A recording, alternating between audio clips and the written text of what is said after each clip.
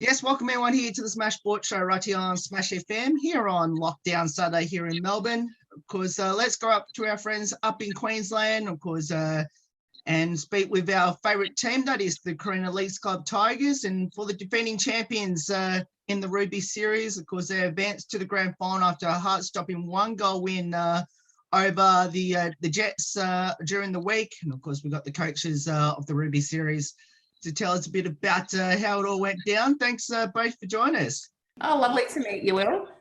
No worries. Nice to meet you, Will. No worries. Well, I'll get both of you to introduce yourselves and tell us a bit about, obviously, the season so far up to this point. Let the head lady go first. Thanks, Justin. You're too kind. My name's Joanne Hope. I'm the head coach of the Ruby team. So this is my first year at Carina Leagues Club Tigers. So pre-season, gosh, we started back on the 4th of June. So that's probably about, I don't know, Justin, about 35 weeks ago. About 35 weeks. Yeah, so we were reflecting about that with the team last week, and we've spent so much time together. So obviously started the rounds in April, 14 rounds, played each club twice. Unfortunately had a loss against Panthers by 1 goal, had another loss from Cougars by 6 goals. I think that's about it, Justin, is it? I think, no, we lost to we lost 3 games, so we lost to Wildcats as well. Right, we lost to Wildcats as well, but maintained our second position on the ladder. So one of our goals was to make top 3. So we did achieve that.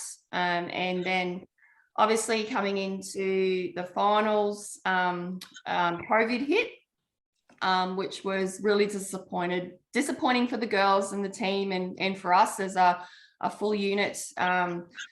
Simply because we were raring to go, our strength and conditioning was on point, our gameplay was where Justin and I needed it to be.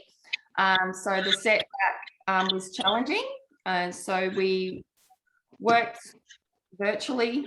Then we were able to train face to face with certain conditions in terms of not sharing limited equipment. We couldn't pretty much train like a netball team, to be honest.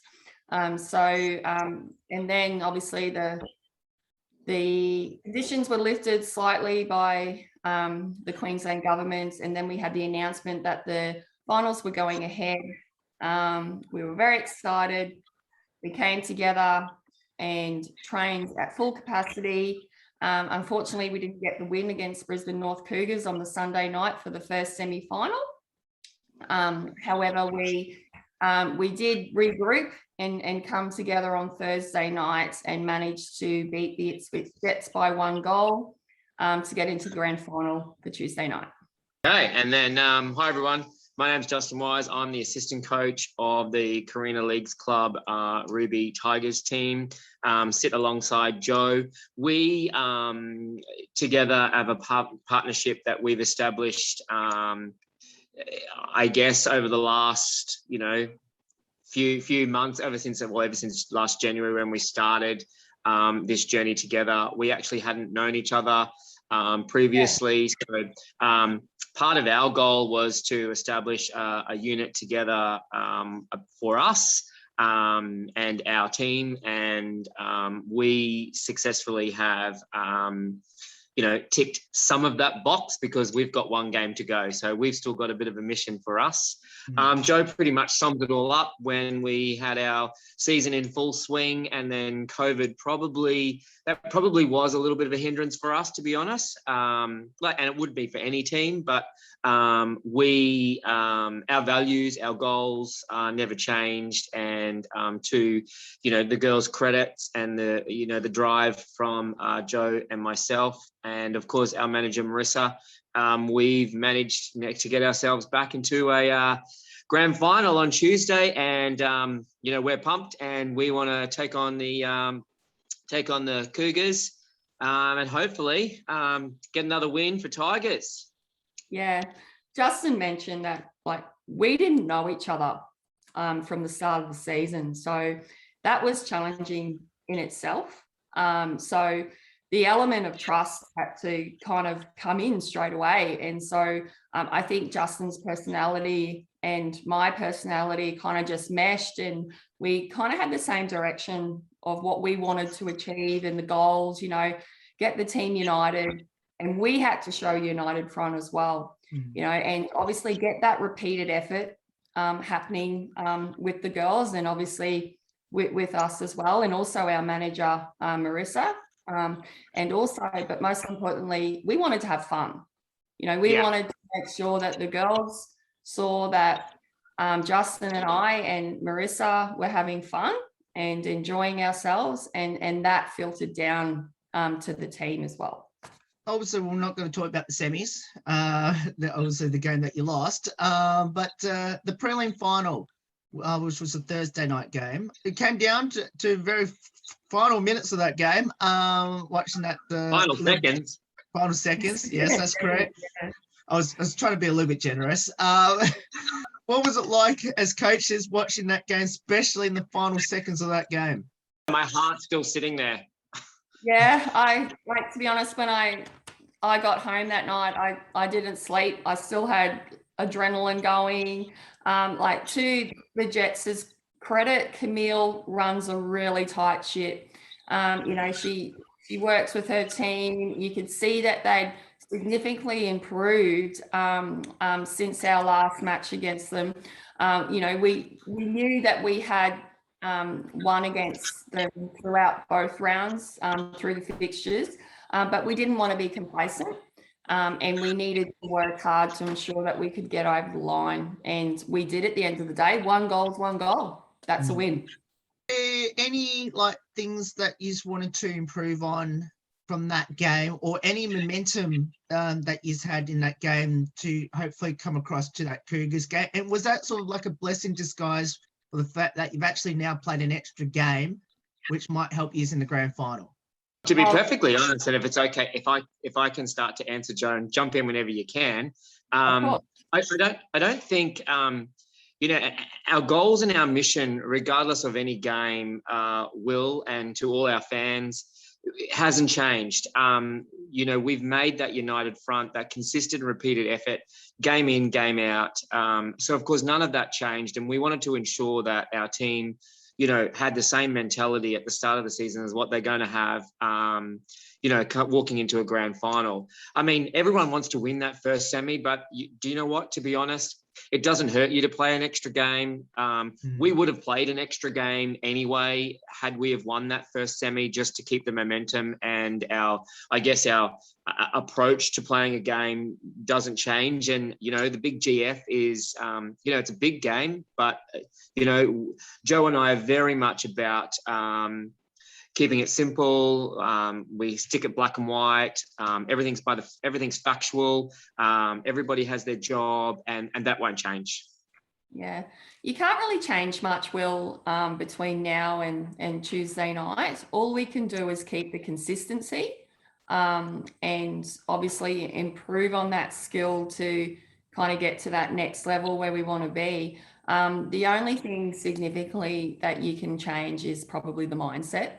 You know, ensuring that the girls, you know, we play quarter by quarter. We don't stand there and talk about the full game. We play 15 minutes by 15 minutes, and we want the girls to put the effort in by quarter by quarter. So it's important that we work on that mindset and, you know, the mental capability and the mental toughness that the girls need to have quarter by quarter. You just mentioned about that. Now, I know that your competition in particular is probably the only competition that has bonus points after winning a quarter, for every time you win a quarter. I guess, is that motivation for the whole team? Because I know that, again, as I said, I think it's the only one that has a bonus point after you win it every quarter. So we don't really have to worry about that in finals. But in terms of like through the fixtures, we look at it and where we're sitting on the ladder, like, for example, Justin and I spoke about towards the end of the season, we needed to ensure, for example, one of our youngest players, Sophia Dobson, I think you've interviewed her before. We needed to try and get some more court time for her going into the finals. So we kind of maybe kind of didn't look at the points in terms of what you could get at each corner to ensure that we could like give her that court time to get the experience, just in case someone goes down in the finals. So we needed that experience behind her and the confidence that would give her to have that game time during the fixtures to ensure that we could use her during the finals. Obviously, I want to talk to you about your captain, Maddie Ryan. Maddie's your captain. We've got three. I knew you had three. That's right. So we have what we call a leadership group. Yeah. Well, you might also tell us about those three players in the leadership group and how important they've been, especially with such a young team. That's a really good question. So we've got Emily, who's in the shooting end, Lexi in the centre court, and defensively, Maddie Ryan in the defence end as well. So they've been really important in terms of the communication on court. Like I primarily kind of run that attack end and the middies, and defensively, Justin talks through our game strategy with the defence end. So it's really important that we bring those three together so they're unified and they present the same message to everybody on board. So we've found it really beneficial to have a leadership group and not just to single out one person, because it's really helped send that message out onto the court a lot quicker than what one person can. Now, I have to ask for both of you, how did both of you get involved in netball, and why did you both of you end up choosing it? That's hard because traditionally it's a female dominant arena, and obviously my wife played at a competitive level, and that's obviously how I got involved as a spectator, and then gradually became a player myself, at an elite level, and then started coaching, and now my own daughters play, and it's just done this full big cycle, and I just love, I guess, just helping young athletes feel just to feel successful, and I guess young women as well, because it's all about rewarding the effort and making sure that they too are successful in their career journey on the sport that they want to play. And I love seeing that, and a big challenge is, seeing through all of the noise, that sits outside of your journey. That's how I got involved. I started playing when I was 7. I was over at Western Districts. My brother played AFL for Sherwood Football Club up the road, and so Mum said to me, well, you can't be sitting around here, you need to go and do something as well. So she took me down to Western Districts and started playing when I was 7. And then we moved over to the north side, played all my junior and rep level at Downey Park. And I actually moved away from work, and then I came back to Queensland and got involved with Pine Rivers Netball Association and started playing and coaching a fair bit. I'm actually from Brisbane North Cougars. I was there pretty much did a lot of their development coaching and everything like since 2015. So this is my first year out of camp. She looks better in black and orange, by the way. Yeah, so I enjoyed my time there. I was mentored by the lovely Patty Farrell, who's mutual friends with Justin as well. So we're actually up against Patty on Tuesday night. So It's going to be a great game. We're all very good friends, mutual respect for each other, and the game. So it's going to be a fun time. So in terms of like,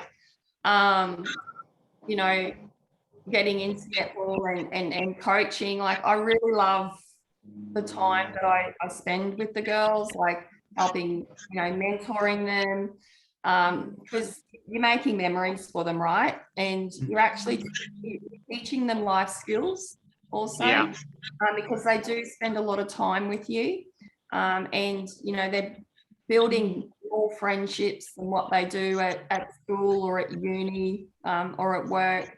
And you just want them to look back at their time with you to be really positive, and that knowing that you've made a difference. There'll be some highlights throughout both your coaching journeys so far.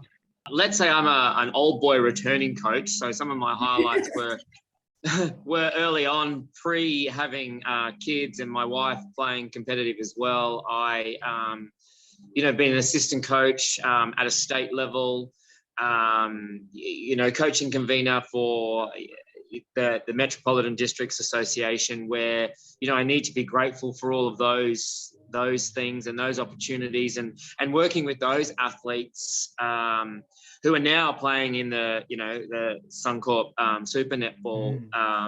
So a big shout out to my fans, Steph Wood and Laura Sherian from the Lightning. So hung out with those girls while they were growing. So that's my sort of my kind of background and my highlights. And now Joe and I are starting our own little partnership, and watch out when the Tigers come out of the den on Tuesday. Yes. Probably one of my key highlights was stepping up into what they called the QSNL at the time, which is now the Heart Series. They implemented the under-19s kind of division, and I was assistant coach there, and it was just, one of the best times in terms of the players around you and the vibe of the competition. There was 3 teams in the competition at the time. It was great that we were able to kind of learn and develop as coaches at that next level as well. So I totally agree with Justin, like in terms of different players that you've kind of hung around and been kind of part of their lives, and to see where they are now. Like, I was lucky to have some time with Mahalia Cassidy, who's now at Lightning as well, and over at Cougars was really kind of privileged to spend some time with the Hinchcliffe girls. Tara's at Firebirds at the moment, and Maddie's over at Lightning. So it's really great to see where those girls are now and what where they've come from too. So that's probably a lot of the key highlights. And I think also it's important to the girls that actually go on and just be successful in life, and to actually get on, say, oh, I've just finished my uni degree, Joe, I'm going to be, I'm going into OT now, and this is what I'm doing. And just the simple things, knowing that you help them along in that journey is a really important kind of feeling. I get the feels over it. I know Justin gets the feels over it as well. And we kind of feel privileged that they chose us to be, part of their memories in their lives. I think almost just answered my next question in regards to what does the sport of netball mean to both of you, especially being at the Carina Leagues Club Tigers, unless you want to add more to what both you just already mentioned in that last question. No, I don't think there's a lot more to add. Sorry, Joe. It's more about, it's just about the passion and the pride, not only we have as an individual, but it's about, there is nothing better than, seeing a young athlete be successful in life. And sport is a great way to demonstrate demonstrate that, and it just gives you such a great big buzz, and watching them just be successful and building those friendships and relationships is so key. Yeah, and it's just the camaraderie and like the kind of team atmosphere. You know, Tigers are really good at that in terms of like presenting their values. You know, we've got the Tiger tribe. You know, we're all together. We get around each other. You know, that's one of our values. In, you know, like if something's happening or someone's having something significant happen in their lives, you know, it does present at training or at games, and girls show vulnerability, and so, you know, we get around them and make sure that everybody's okay. And Carina Leagues Club Tigers are really, really good at doing that. What would be your advice to people out there that should get involved in netball, especially obviously the two association clubs, which is Redlands and Metro, I guess, but any other netball club? What would be your advice to people that should get involved in netball, especially now? Have a go and have some fun. Just do it. Yeah, just go out there, like have some fun, make some friends, you know, work hard. You know, if you don't win, you don't win, but you've won if you're there and you're present at the end of the day. Ignore the noise and have a go. Yeah. Now, any comedians, the best singer and the best dancer on the team? Now, I've got a feeling Cooley might be one of these answers. Well, Joe and I are definitely the best comedians. We are by far the funniest. Yep.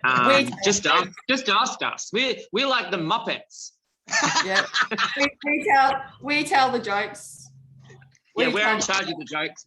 Cooley would have to be the best dancer by far, but you know, that's probably a given. So that's pretty boring, but she's not as funny as us. I think she's definitely not as funny as us. And you know, we definitely call the shots there. And we like to have a bit of a chat about, a bit of banter about different shows that we're binging on. You know, like for example, there's a few girls and I binging on Love Island UK at the moment. Cougars was coming, yeah. We're all watching that, and you know, we're talking about OMG. Yeah. And Justin looks at us and goes, "Oh," and then I'm going, "Well, Emily, don't give me the ick. Don't give me the ick." You know, so they were all talking about that. What else have we? Oh, the Handmaid's Tale, Blessed Day. Blessed Day. Blessed Day. So we start our team talks with Blessed Day. Yes. So, yep, so that's good. So we all talk about that. What else, Justin? There's so many things that we kind of... We're just funny. We're just funny. Yeah. I know this craze called TikTok. Is anyone on the team into their TikToks? Oh, hey, we've done a TikTok. We've done a TikTok. Oh, and we are good at TikToks too. Yeah, we're great. We'll give it a go. Oh, okay. Well, the players haven't mentioned that one, so I might ask them all that later. That's probably a bad thing. So that's probably they probably think that we're really bad at it. That's probably why. Oh. Finish off with these last two. The first one is: do either of you have a pre-game superstition or ritual? Yeah, I wear the same socks. I've worn the same socks to game day all season, so that won't change. I don't know. I can't eat before the game because it doesn't matter whether it's around like a fixture or a semi-final or a final. I just get nervous every game. So you have your unicorn water. Pardon? You have your unicorn water. I do. I have what I call some unicorn water, which Justin pays out on me every time I have my unicorn water. Okay. So we did lose a game when I didn't have my unicorn water. So I got in trouble for not having my unicorn water with me at that day. But yeah, just maybe not like some big superstitions that I have, but yeah, that'd be about it.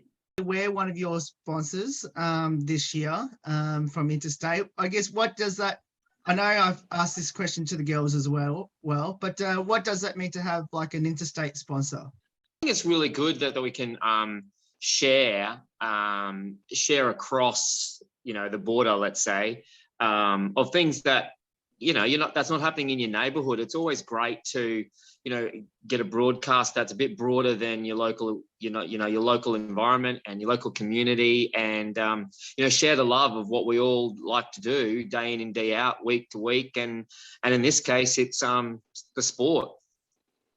Yeah, that's right. Particularly with the current climate at the moment. And look, Will, we know, like, unfortunately, you're in lockdown at the moment, and you can only do so much during lockdown. And we have the privilege, and we're very grateful that we're not in lockdown at the moment. So I think it's important to have such sponsors such as yourself that we can share what we're doing, and obviously provide some kind of story or kind of community profile to assist in your audience as well, to let them know that obviously oh God, these guys are still playing netball up there, what's happening, just shows some kind of interest as well. So yeah, I think it's really key.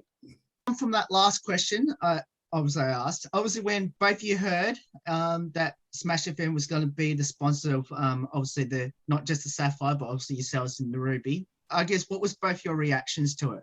I thought it was exciting because it's a different sponsor. Like usually you get you get your food and sponsors, and we've got really a key sponsor like Carina Leagues Club that we go to all the time, and then but you're in a genre of your own, and we thought, wow, this is a really good platform that the club can use to put Carina Leagues Club Tigers out there, and obviously build some confidence with the girls too, because I think your interviews helps them with their confidence and improving on their life skills in that respect too. So I was really excited for the club to have you guys on board.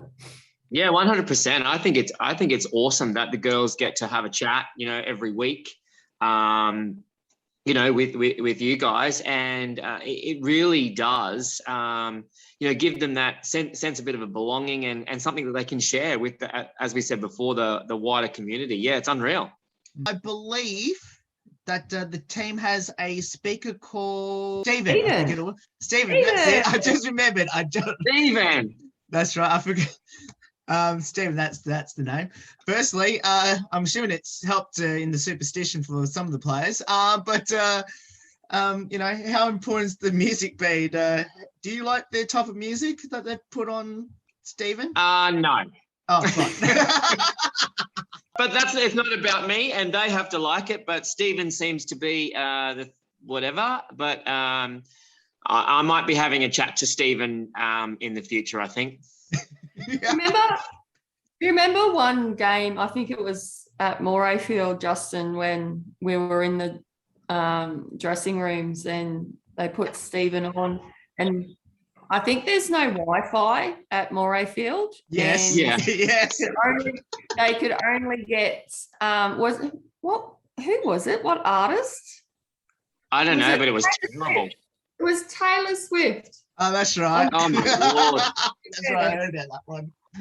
Yeah, so that was the only time I've heard a bit of challenge or complaints with Stephen. Usually they love, I think they have turns, or they kind of talk to each other about the music and the vibe they want to help them get motivated for the game. So to be honest, if talking all seriously, Stephen's been quite a crucial part of the team.